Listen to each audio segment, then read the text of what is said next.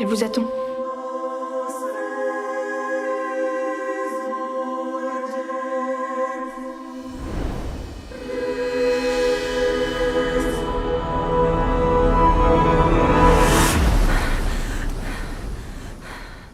Ça fait des années que je rêve de faire ça. Mourir. Courir. Vous allez devoir la peindre sans qu'elle le sache. Elle pense que vous êtes une compagne de promenade pour quelques jours.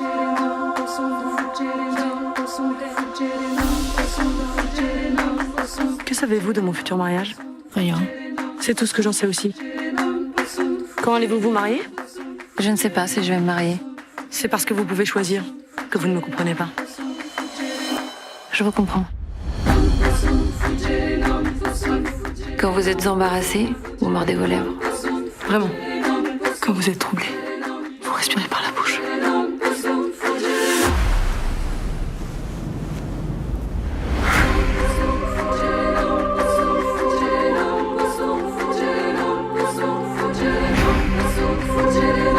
Combien de temps restez-vous? Je ne sais pas. J'ai un nouveau sentiment. Le regret. Quel en est le titre? Portrait de la jeune fille en feu.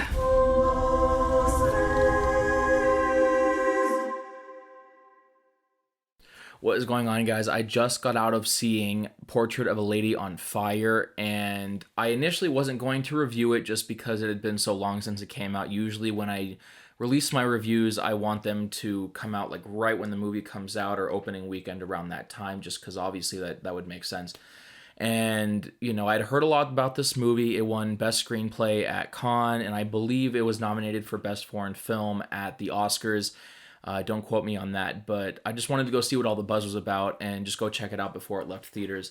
And I was blown away. It is such a great, great, great movie. I cannot recommend it highly enough.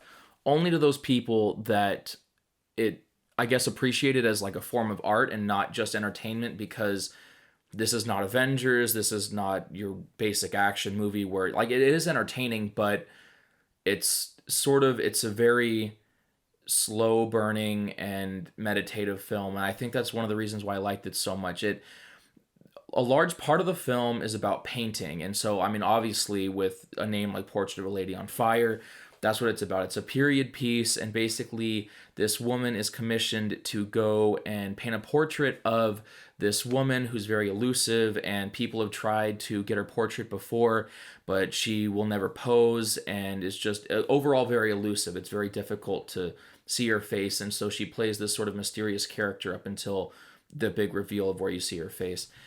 The entire movie, like I said, plays out kind of like a piece, like, you know, like a piece of art. Throughout the film, you're seeing this woman study the facial features and the overall, like, just body features of this elusive woman that she's supposed to be painting. And as she's doing that, you end up sort of seeing the film through her eyes a little bit. And with both characters, even whenever they're in a scene together, it really seems like there's like little to no cuts within the edit. So it's not your over the shoulder, you know, one shot, two shot, whatever. It really focuses on the one person, and it's very symmetrical and just like satisfying, I guess. All the frames are very satisfying, and sort of like people in one place and then people over here, and they're talking, and then one woman stays here, and it allows you to really focus and just take in their facial features. And so as this woman is sort of studying, you know, the facial features and the way that like the ear sort of like, you know, blends into like her jawline and all these different things, she's really, you know, looking at the nose, and you're seeing this painting go from an empty canvas to this beautiful portrait.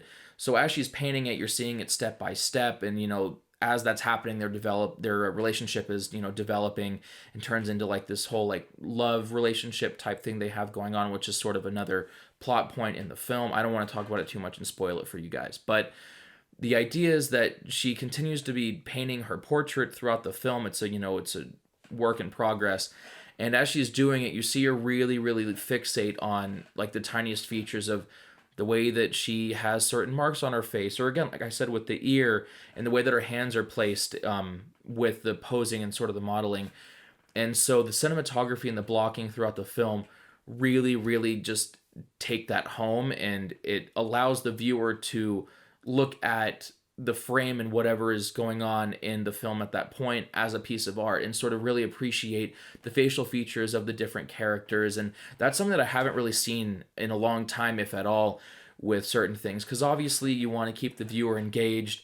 And for those of you who don't know, really pay attention the next time you're watching a movie, like your average movie. When two people are having a conversation, it usually bases on a wide shot, which is a two shot. So it'll be two people talking face to face, and then it'll go over one person's shoulder into their face, and then over the other person's shoulder into the other person's face, and just go that way, instead of just having two people talk and then not cut it. It really allows you to sort of focus on the conversation.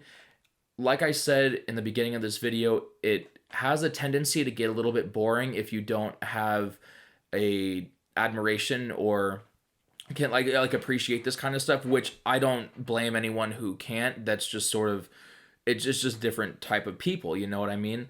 But for those who can appreciate it, I definitely suggest going to see Portrait of a Lady on Fire. There's one more thing I wanted to talk about, and that was there is no score to the film. That's one thing that really I sort of picked up on towards the beginning, is that there's no music being played. So all of the music in the film is diegetic, I believe. I think that's the case. So you have non-diegetic and diegetic music. Basically, that means that one type of that, you know, whatever that term is, will be music being played within the universe that the film's taking place in. So the characters they understand that there's music being played right now. And then the other version is when we hear scores and composers, that sort of thing. And, you know, it's just sort of being played out and giving you emotional cues to certain, you know, hit in certain scenes. And I think that was what was really important for me in this film, was that it's not really telling you how you're supposed to be feeling. Because it does seem like certain films now will use scores to sort of manipulate the audience and tell them how they're supposed to be feeling. And that's one thing that I really try not to do in my own films now, and just, you know, any sort of artwork that I'm doing, is that, you know, you need to let the subject matter speak for itself. And I think that A Portrait of a Lady on Fire really has that in spades, and just does that amazingly. And even when it's not, you know, really telling you how you're supposed to be feeling, it's ambiguous, and you're just able to appreciate what's going on in the entire frame, and sort of just, you know, like what's going on. And, you know, you're not really as distracted, and it's very meditative. And there are two songs and two pieces of music in the film, but they both play very pivotal roles in the plot. And they're not happy by any means. They're very strong and very powerful. One of them is this huge orchestral piece that has to do with, you know, one character is really into it and sort of is trying to expose the other character to it. And again, I don't want to get into it too much, but the other one is, I believe it played in the trailer. If you guys have seen the trailer, you probably have heard it, but it's a bunch of women around this fire humming like at the exact same pitch and tone. It's beautiful. It sounds beautiful. And so all of a sudden these two other women start to clap with their hands as a form of percussion. And then they start singing these like beautiful French lyrics as these other women are humming. And it's really, there's a sense that it's kind of like eerie a little bit, but it's just absolutely gorgeous, the song is. And so with them not using a score in it, when there are those off chances where they do use songs in it, or they do have performances in the film, it really makes so much more of an impact when you hear it. Because you're like, oh shit, like I haven't heard music this entire time, and now there's music. You can tell that it really, when music does play in the film, they mean for it to be played. It was very, there was a lot of intent with the music being played in that. I could go on and on about this movie. I absolutely loved it, and I think that I'd probably want to see it again just to sort of appreciate it more and really dig into the cinematography of it, because that's really something that I applaud and that I really appreciated. The two actresses in it, I don't know the names off the top of my head, but they are amazing in it. They play such great characters, and I think that they were perfect for this role. That was one thing where the casting in this film was top notch. It so well. They all have very strong facial features. I remember one girl had very thick eyebrows, and just the fact that I'm able to say that, I think usually if someone has thick eyebrows, or, you know, relatively thick eyebrows in a film, you wouldn't really pay attention to it unless they were like obnoxiously large. And with this one, they weren't crazy big or like comically large by any means. They were just very, thick eyebrows. But with the cinematography and the way that everything is shot and very just like slow and just focuses on each subject, you're able to appreciate that sort of thing. So anyways, I'm not trying to get off on another tangent, but the casting was amazing in this film.